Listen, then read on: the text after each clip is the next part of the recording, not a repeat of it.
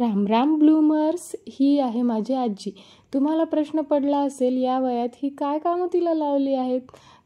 तर असं बिलकुल नाही आहे. ती तिच्या आजी पणजीने दिलेला वारसा आम्हाला पास ऑन करते.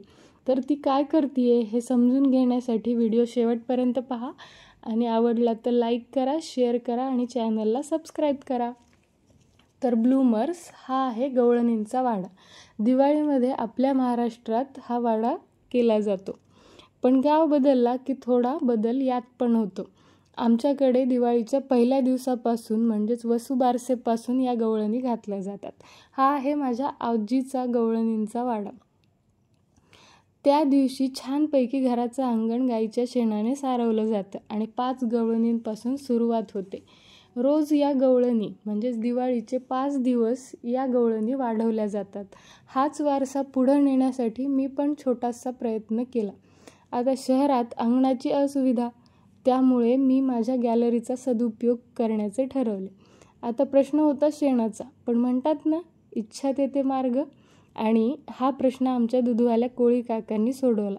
कोणताही अडसर न घेता ते तयार झाले आणि दिवाळीचे 5ही दिवस त्यांनी मला गाईचं ताजं शेण पुरवलं. थँक्यू काका. मी फरशीवर शेण नसल्याने गेरूनेच सारवून घेतले आणि वाडा घालण्यास सुरुवात केली. हा जेव्हा वाडा मी घालत होते तेव्हा लहानपणीच्या बऱ्याच आठवणींना उजाळा भेटला. आम्ही लहान असताना दिवाळीसाठी जेव्हा आजोळी जायचो तेव्हा माझी आजी हा वाडा घालायची आणि मी बाजूला बसून पाहायचे. मग हळूहळू जसं जसं वय वाढलं तसं तसं हळूहळू मी पण तिच्यासोबत तो वाडा घालण्यास मदत करू लागले. माझ्यासोबत इतर भावंडं पण असायची. पण तो आनंद आता परत एकदा त्या आठवणींना उजाळा भेटला. असाच आनंद तुम्ही पण घ्या आणि तुम्ही पण एकदा ट्राय करा. जेव्हा आता हे करताना आपण गाईचं शेणच का वापरतो, तर गाईच्या शेणामध्ये सात्विक तत्वे असतात. त्यामुळे वातावरणात असलेली छान तत्वे आपल्या घरात आपल्यामध्ये प्रवेश करण्यात थोडीशी मदत होते, म्हणून आपण गाईचं शेण वापरतो.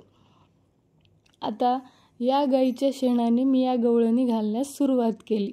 इथे मी आता जे करत आहे तो आहे बळीराजा आणि त्याची सेवा करण्यासाठी या 2 गवळणी पाय दाबत आहेत असे दृश्य मी तयार केले आहे. म्हणजेच त्या गवळणी बळीराजाची सेवा करत आहेत. कारण म्हणतात ना, इडापिडा टळो बळीराजाचं राज येवो, हे खास त्या शेतकऱ्यांसाठी. असा मी वाडा तयार केला. हा आहे माझा गवळणींचा वाडा. सुरुवातीला मी प्रवेशद्वार केले आहे, त्यावर 2 द्वारपाल उभे आहेत. एंट्री केल्यानंतर वाद्यवृंद आहे जे सनई चौघडे वाजवत आहेत. वाड्याच्या एका बाजूला मी गायींसाठी पाणवठा तयार केला आहे. सोबत 2 गुराखी आहेत.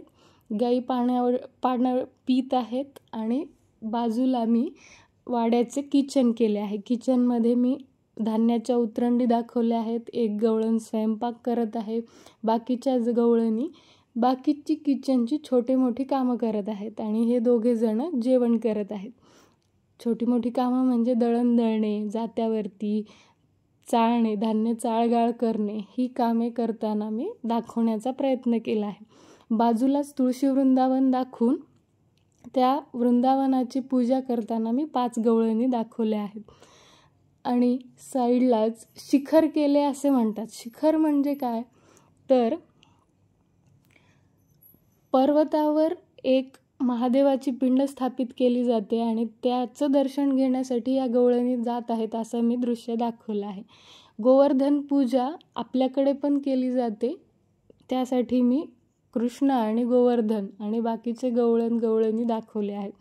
हा बळीराजा. आता शेवटच्या दिवशीच म्हणजेच पाडव्या दिवशी आपण पांडव पूजा करतो. त्या दिवशी पांडव सिद्ध करतात आणि त्याची पूजा करतात. आता आमच्याकडे शेण आणि पांडव करतात. काही ठिकाणी शेतात दगडांना चुना हे करून आपण पांडव पूजा करतात काही ठिकाणी, पण आमच्याकडे शेणाने करतात.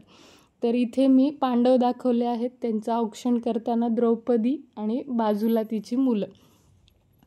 तर अशा प्रकारे हा माझा वाडा यावर्षीचा तयार झाला आहे. आजीने काही चुका सांगितल्या आहेत, त्या नेक्स्ट टाईम मी नक्कीच कंप्लीट करेल. आणि बाय बाय बाय बाय.